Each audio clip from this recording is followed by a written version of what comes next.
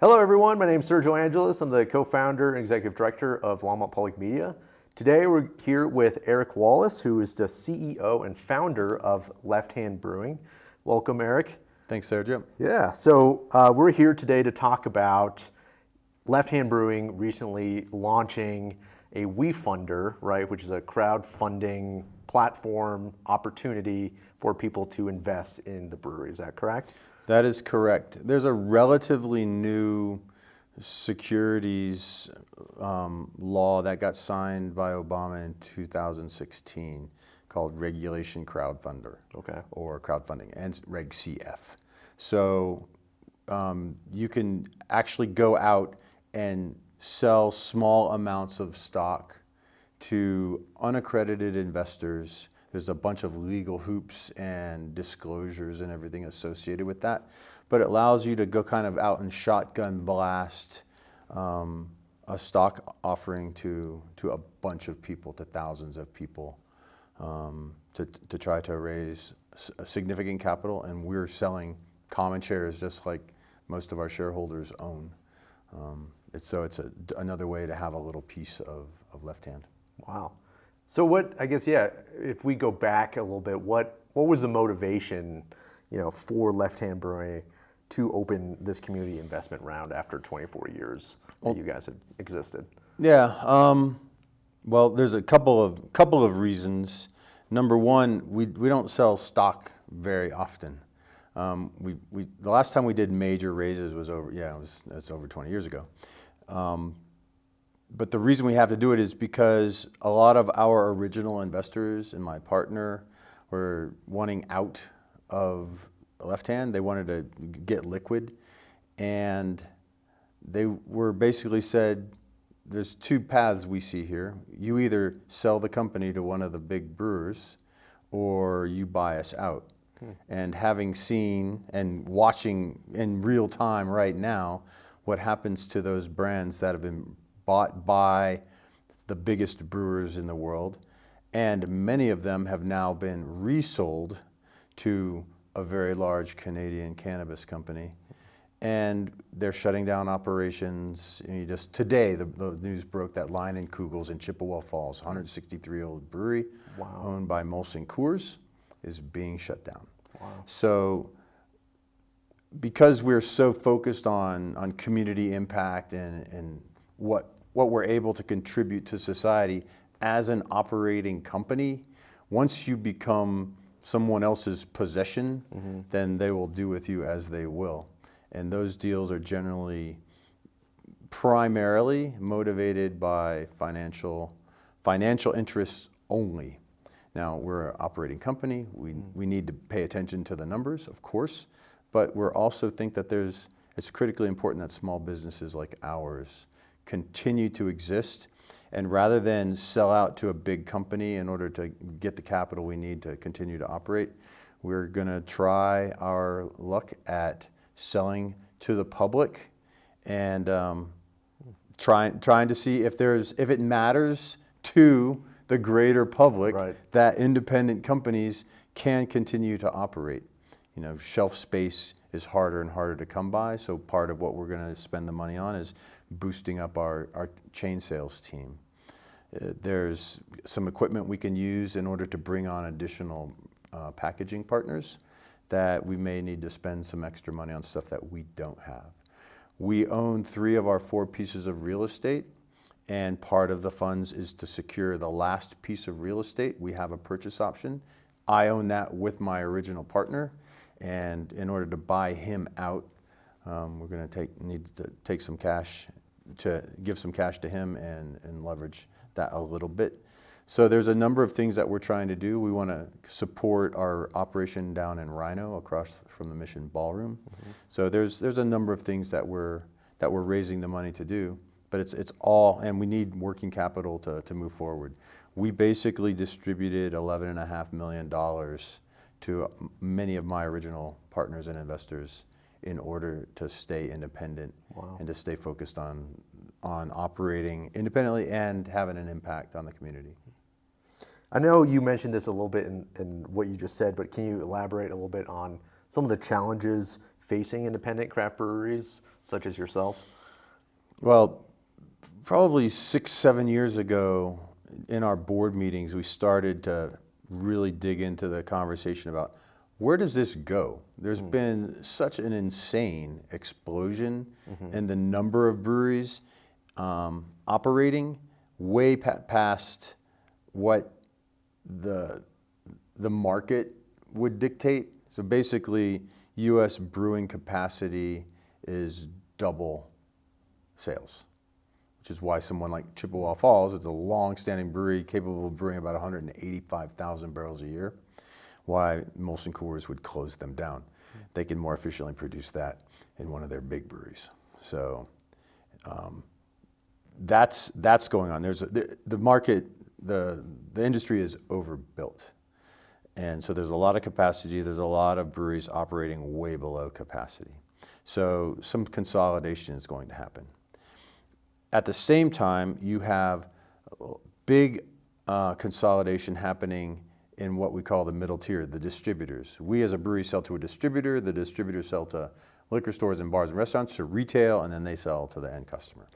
So there's a lot of consolidation and turmoil happening in the distribution tier. So that's going on, changing flavors and tastes of the younger legal drinking age people. They're coming in, you saw the seltzer boom and bust. Yeah. Now you're seeing the ready to drink cocktails, RTDs, kind of boom. It looks like that's cresting now.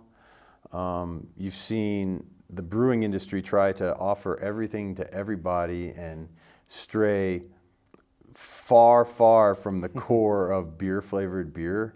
And I think that is just, that with the proliferation of thousands of different beers and thousands of breweries has just really confused the customer.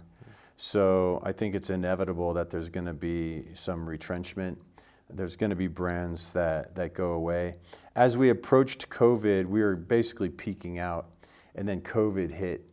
We had been expecting a lot of breweries to start to go out of business in the late teens.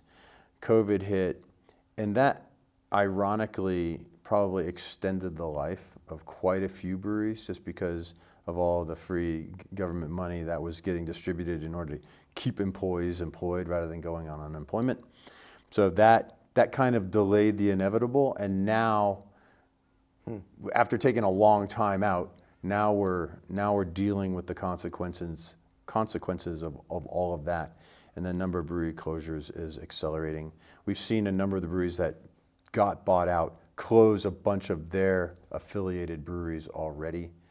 I was part of a recent roundtable, and one of the other brewers there said he's aware of a lot. He didn't define a lot, but a lot of breweries who are just trying to work their way through their lease before they close down. Wow. So crazy. there's a lot of pressure out there from a bunch of different angles.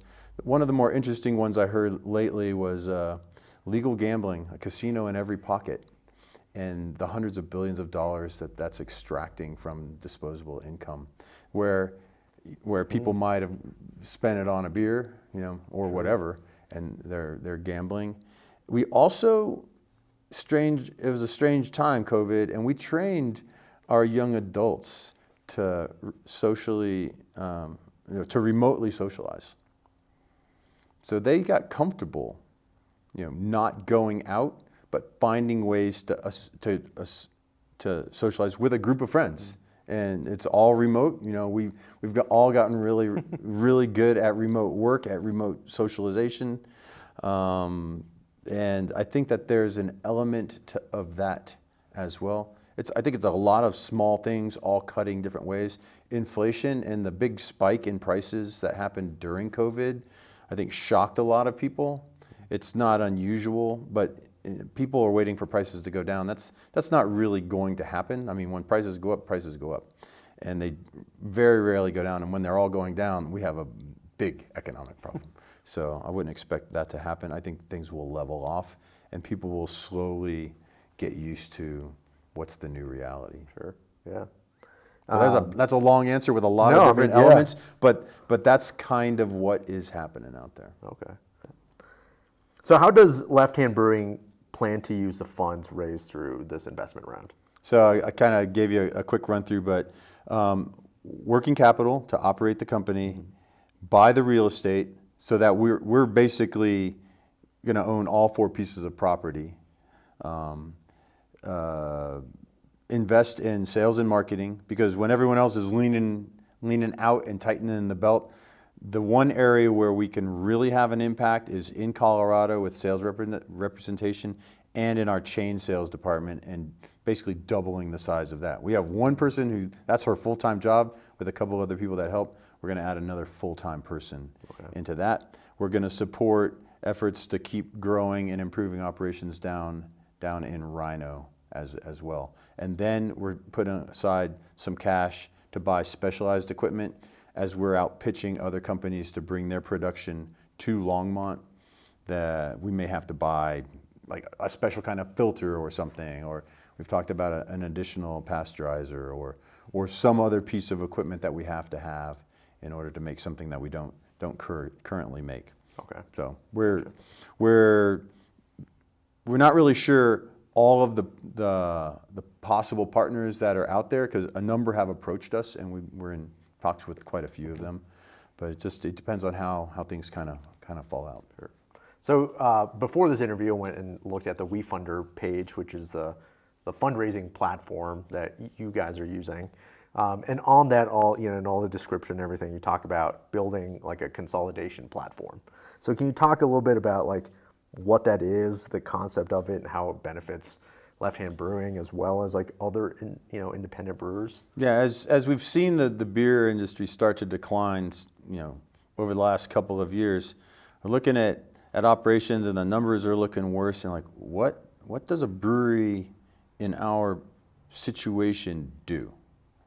We're one of the oldest breweries in Colorado. We're one of the largest still independent breweries in Colorado. It's like, how do we actually get through this? So once you get over that initial, this is a problem, like, okay, how do we turn this problem into an opportunity? And started looking at all the stuff that we've got. We own our real estate. A lot of breweries are in weird leases, or then they don't own their real estate, so they're tied to rent increases that they don't really control. We have great power. We're like the second lowest rate payers in the state through PRPA and Longmont Public LPC. And we also have some of the best water. And as a brewer, I mean, water is the single biggest by weight ingredient in beer. So we've got really senior water rights and really high quality water. So we've got that. We've got great communications, as you are aware, and you tap into Next Light. And Denver is a serious and major transportation hub with I-25 and I-70 crossing. Mm-hmm. So as a net exporter out of the region, bringing people's cash back into the region, it's important that we be able to get good freight moving west, east, north, and south, which we can. So we figured we're one of the most efficient breweries in the state for craft breweries. We should be leading the charge on helping other brands survive and consolidating brewing and production and packaging at our location here in Longmont. So it's like we've got a lot of advantages that other breweries don't have, and we've got a strong team. We've got really good protocols, standard operating procedures, and been dialing that in for over 3 decades. A lot of our younger drinkers weren't even born when we started brewing. Wow, that's crazy. Yeah. So I think another thing that caught my attention on the WeFunder page was that you said that this like community ownership model was kind of inspired by the Green Bay Packers. So can you talk a little bit about that? How is it similar, or how is it different than what they're doing? Let me start off by saying that I'm a Broncos fan, so I don't want any hate mail from people. But we serve all football fans at the brewery, and so we're a welcoming space for all different flavors of footballers. With the inspiration, well, for context, as we were growing early on, back in the late 90s, we started to create structures to share equity with our key people. So we already were starting to grant stock to employees back then. And we like the idea of having our key people, as we call it, the biggest branches on our tree, are the ones who are the most invested in the success of the company. So that kind of started that off. And I started really looking into and studying employee ownership in a larger way. And ultimately in 2015, we started our ESOP, so Employee Stock Ownership Program. So a portion of our stock is owned by the ESOP plan. And everyone who participates in the plan, they vest into the plan over time, has stock in the company that's held in the trust. And then when they leave, then the buyout clock starts ticking, and then we end up buying that stock back from them. So we have a portion of our company now that's owned by employees outside of the direct ownership that a number of us have. So that's one step. Okay. It's not a single owner. I'm not the sole owner. I've always had partners. I've always appreciated having partners to bounce things off of. The next step, though, is like, well, what are other forms of ownership that other businesses are trying to use to be a long-term, focused on the mission kind of a company? And the Green Bay Packers got mentioned in a couple of different ways. And it's like, what? It's not some oligarch, billionaire that owns the team. It's like, the community owns the football team. It's like it's the smallest market, right, in the NFL, and it's owned by the fans. Well, if it were not owned by the fans, that team would move. And you think about something like that. And we've had offers from people that, hey, you should move to us, to XYZ town. But I've declared Longmont my hometown. The first 31 years of my life, I traveled all over the world. I was an Air Force brat, and I was in the Air Force. And the next 31, I've been here in Longmont, and all three of my kids were born and raised and live in Longmont. So this is my hometown. And I don't want to sell out to somebody and then they're going to move the brewery, because literally that's what will happen. That's what's happening to everyone else. The breweries get closed down, they move the production somewhere else, the employees get let go, and it just leaves a big gaping hole in the fabric of your communities. And that's not what we set out to do. We set out to create something that's cool, that contributes in a bunch of different ways, and tries to have fun doing it at the same time. Our foundation events, not only are they fun, but they generate funds that we're able to then recommit back into good causes in the community. So that's why I get out of bed every morning. We never knew if we could make money or not in the brewing business. It turns out you get to a certain scale, it is possible. But we're built for that scale, so we need to bring in more production now to continue to operate at that scale, be successful, and stay independent. So all these things kind of tie together in my head. So for those now interested in wanting to, invest in Left Hand Brewing, so how do they go about that? What's the process like? Well, the WeFunder is a legal platform. You have to go through a brokerage to sell under this regulation CF.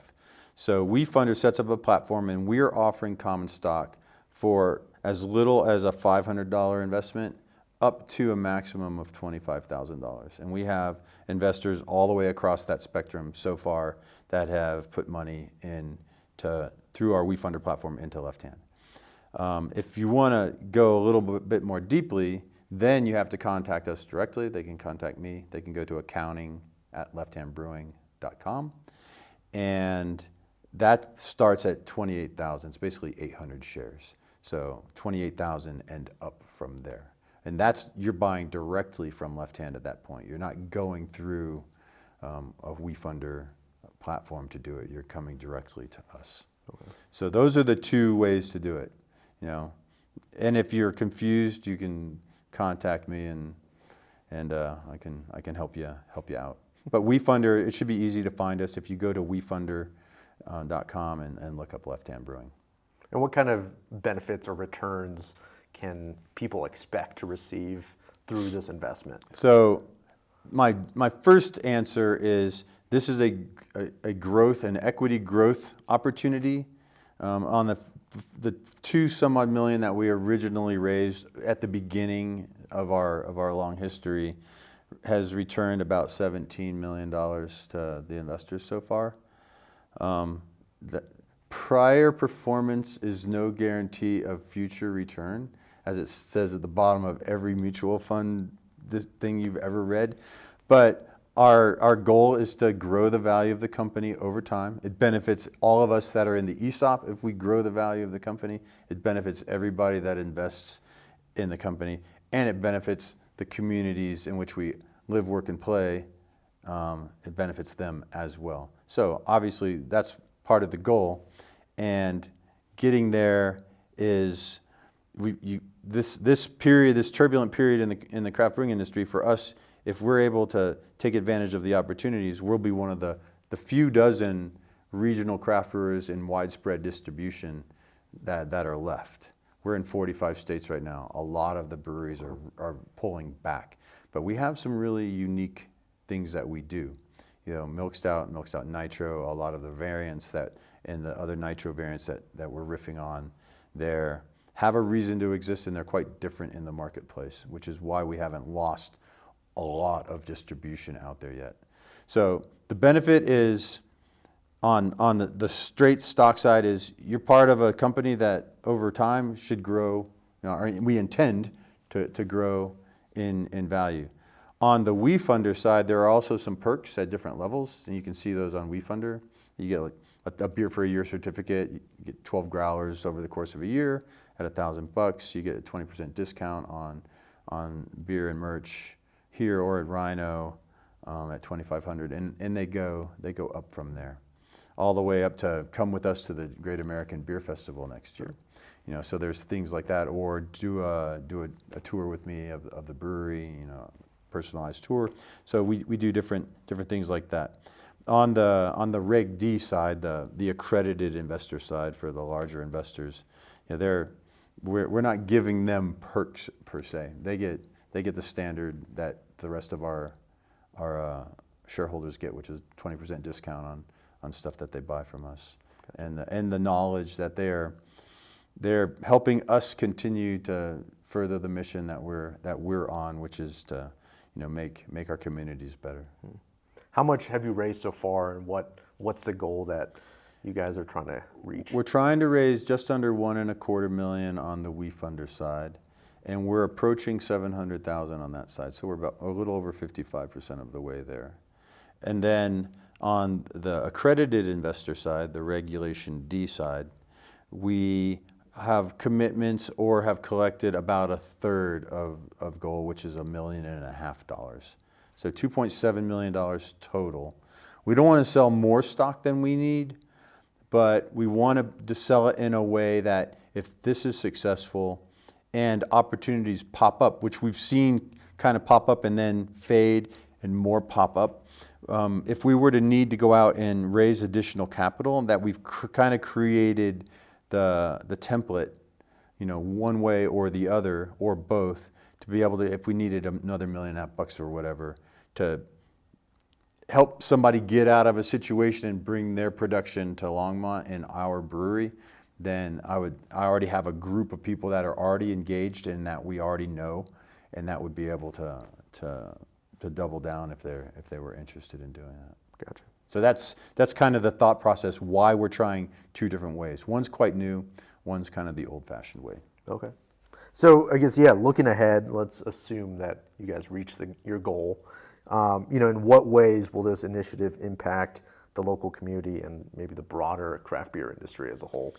Well, for the brands that we end up partnering with, whether it's a straight contract deal or whether we actually share equity with them, so effectively merge the companies together, being part of a more efficient platform is going to be key, we believe, to surviving through the turbulence that we see happening now, and I believe is going to last longer than a lot of people hope.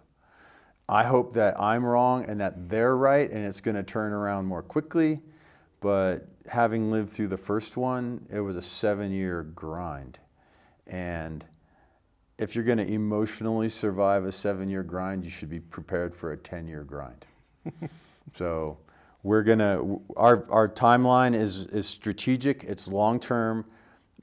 Two of my daughters work in the brewery, and we have a lot of employee ownership and buy-in. So the company is set up to go. I don't need to cash out in order to retire when I get just beat down and tired here at some point. So the next team is in place and getting ready to go. So it's set up to last multi-generationally and to continue its mission, not just of running a successful, profitable brewery, but also to continue to be a great corporate citizen and help Longmont work its way, forward for the next 100 years. We're so blessed here in Longmont to have the foresight of those who were, here 100 years ago and setting Longmont up for such potential success. And I think that, if we can be part of making some of that happen, that'll be really cool. The town has changed dramatically in the 31 years since I've moved here. And I think that we've had some role to play in that, greater or smaller, we can all debate. But I think that having breweries like us that are civically oriented and minded is good for the community at large. So I guess before we wrap up, is there anything else you want to tell viewers or anyone else watching this interview? Well, it's an experiment, and it is, the way I say it, we are posing the question to greater society: does it matter? Does it matter that breweries that are doing something different continue to exist and have a path forward over generations? Or are we all reconciled that we're going to be drinking watered down IPA, from a dozen breweries here in 30 years or 50 years? Because that's effectively what it looked like when I was a kid.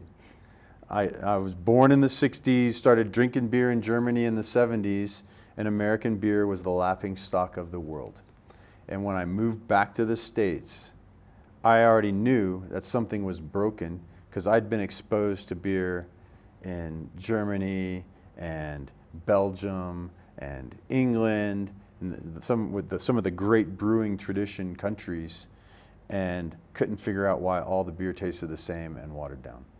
That's the question I pose to society: is, does it matter, and does that variety matter? And if we can find that this path is successful for us and for a few other brands that we work together with, there will be an island of full flavored, interesting beers that we continue to make. And when you buy and support those beers, you know that you're supporting our efforts that help Longmont and the community, the wider community in which we operate, improve and we try to make it more fun and more successful. Awesome. We want to make society better to the small extent that we're able. Bike MS, it's a big one for us. I mean, we've raised over $8 million through our riding bikes and having a beer afterwards. And it's cool when you can link things together that are really fun and do it for a great cause that impacts so many lives. Absolutely. Well, thank you for all that you do. Thank you for your time. Thank you for everything you do for the community. So if anyone is interested in learning more about this, we'll include a link to the WeFunder page in the description, or you can reach out to Left Hand Brewing directly. So thank you all for watching.